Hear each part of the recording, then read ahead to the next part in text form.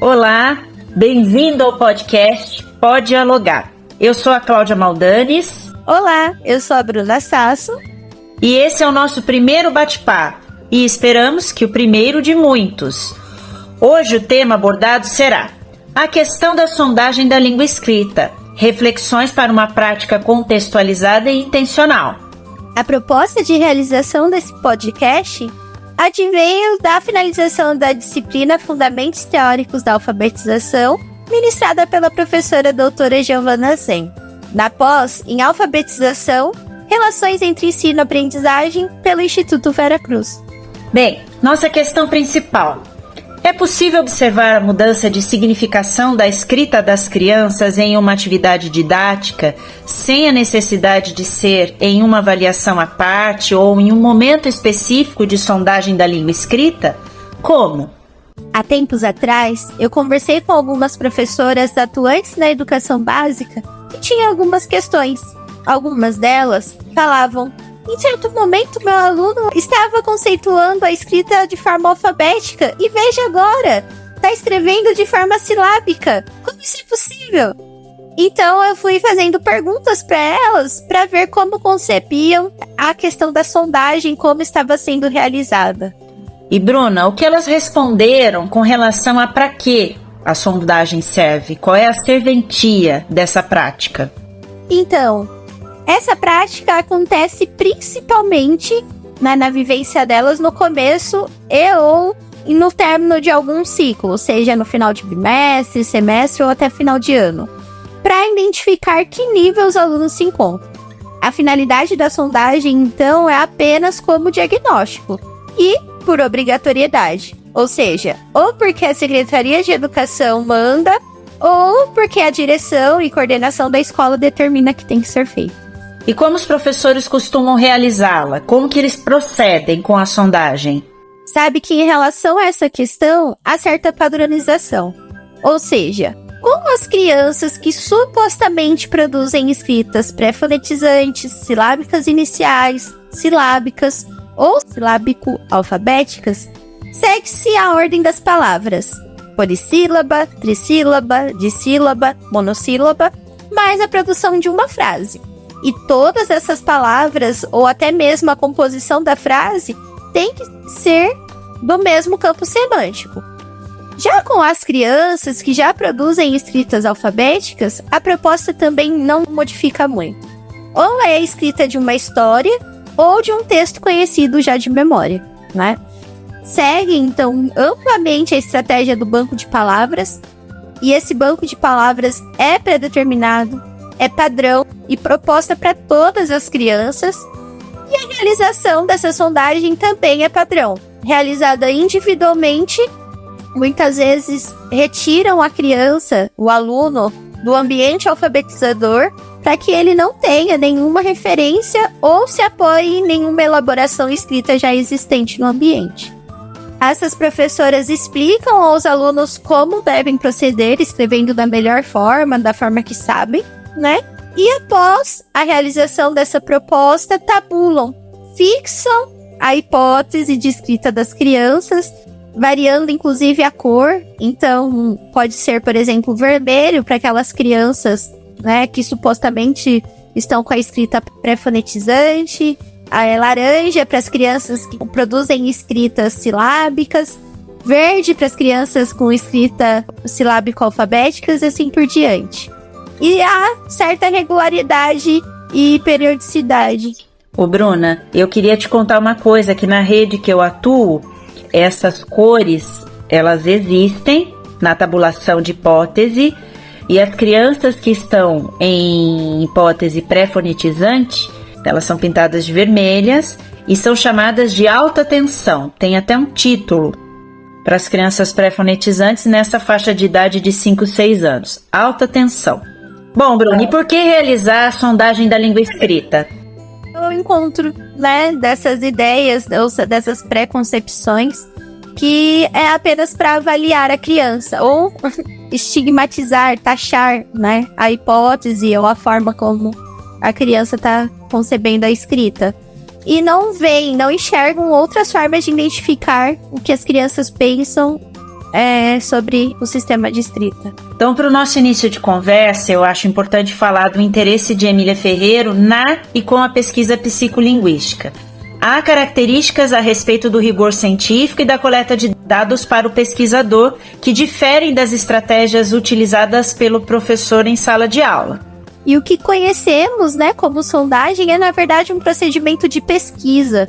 Isso eu acho muito interessante e a gente frisava desde agora do início, né? E esse procedimento de pesquisa é pensado para atender um objetivo específico de uma investigação psicolinguística.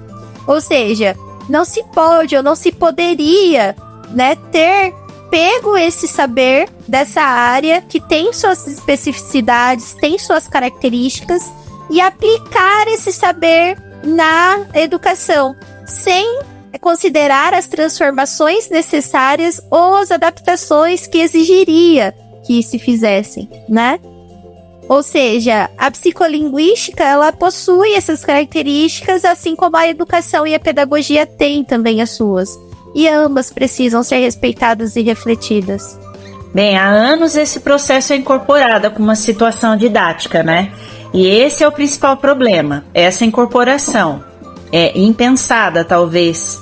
O que você acha de abordarmos, então, primeiro, uma breve contextualização do panorama histórico de onde vem a ideia de sondagem? Maravilhosa essa ideia, porque a ideia de sondagem veio como proposta de aplicação, né? Ou seja, transformaram a teoria da área da psicolinguística, que foi a intenção da autora de Emília Ferreiro realizar, e transformaram num método de alfabetização, né?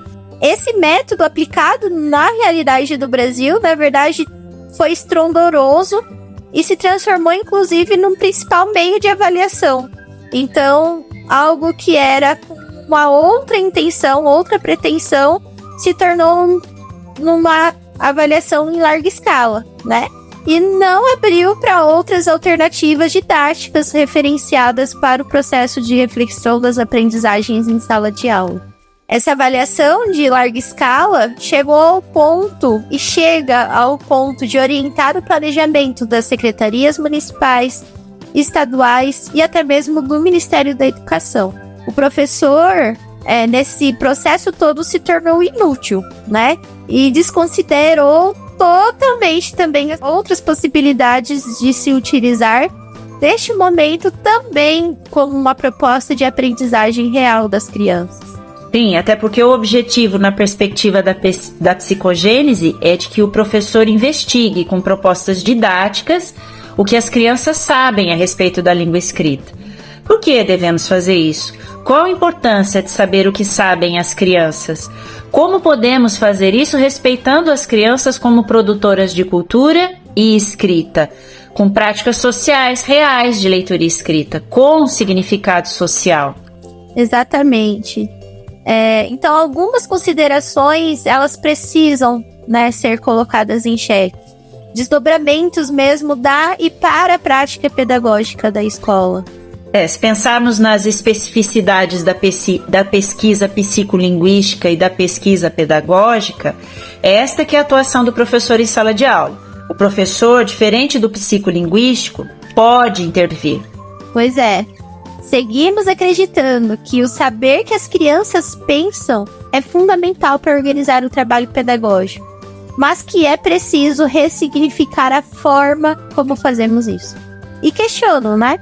Seria possível pensar em outras formas de identificar o que pensam as crianças sobre a escrita, sem se submetê-las a situações de leitura e de escrita que não tenham um significado social, como muitas vezes são essas situações de sondagem, né? E salientar, nesse sentido, que no âmbito de uma investigação, isso é aceitável.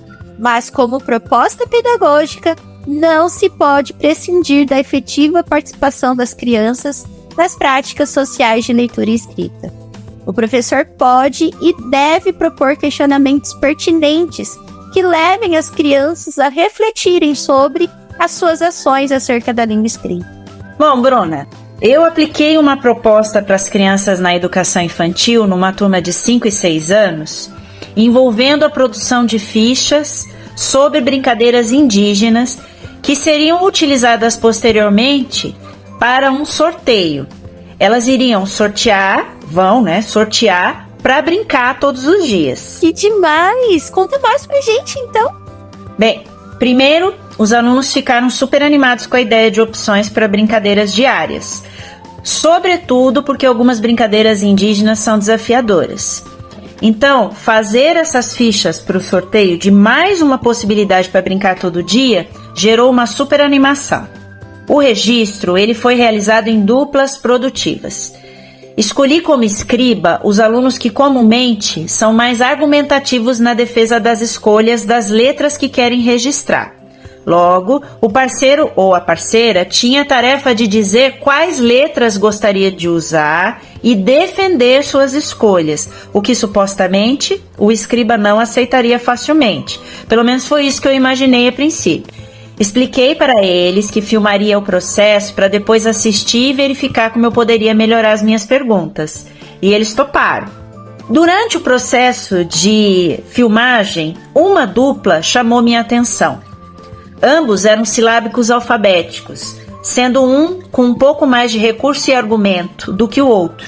Nesse caso, ele era o escriba. Ele aceitou as sugestões do colega sem contra-argumentar, mesmo comigo provocando com questões do tipo: você também acha que deve escrever essa letra aí? Bom, nessa hora eu resolvi então colocá-los para escreverem juntos novamente, dizendo para eles que eu havia esquecido de regular o áudio na primeira gravação.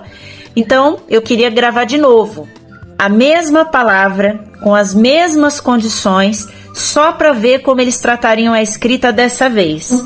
E o resultado foi completamente diferente. Na primeira vez, para você ter uma ideia, a escrita foi pré-fonetizante, inclusive no momento de interpretação, de leitura deles.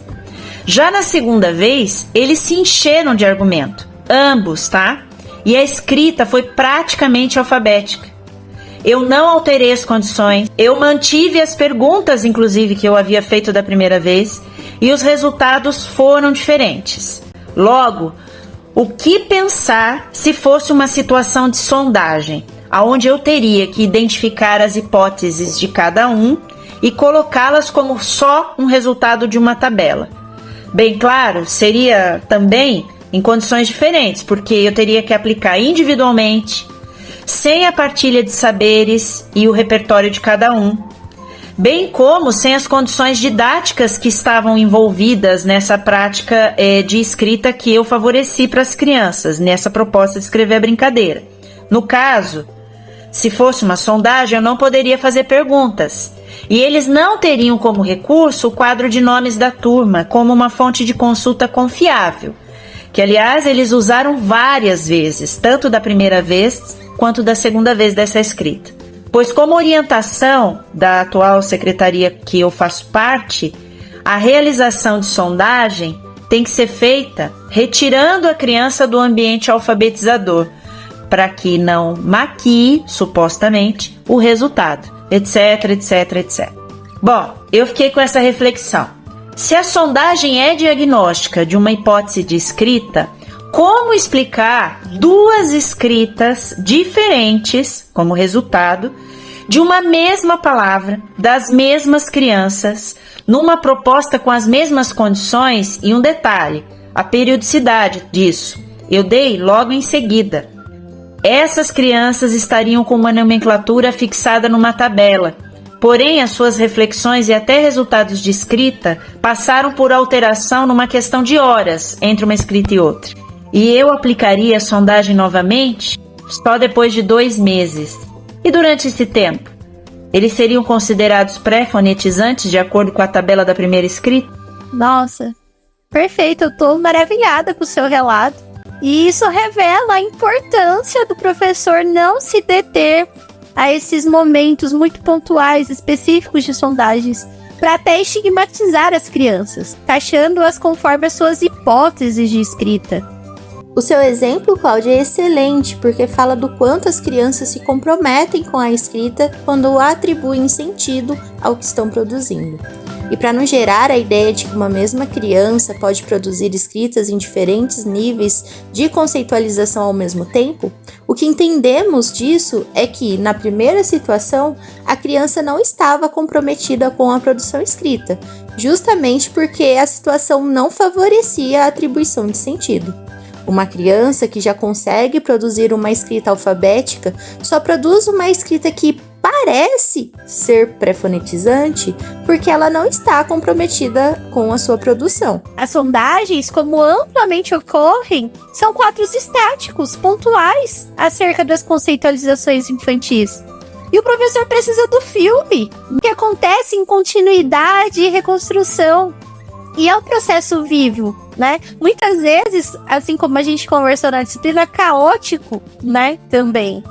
E retomando os aspectos sobre o que existe no ideário dos professores, vemos que nas redes municipais de ensino, não somente a forma de aplicar a sondagem, mas as teorias que o processo de alfabetização vão e voltam.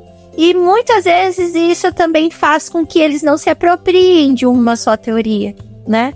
São levados pelas tendências que são propostas no momento, de uma gestão ou de alguém que está à frente, né, das diretorias de ensino e tudo mais. Exatamente, tabulam, fixam a hipótese da escrita das crianças. E, infelizmente, eu queria até mencionar aqui uma das falas de uma das professoras que você consultou e que me chamou muito a atenção, onde ela diz assim: a criança, ela aprende dessa maneira, que esse é o principal caminho para aprender a escrever.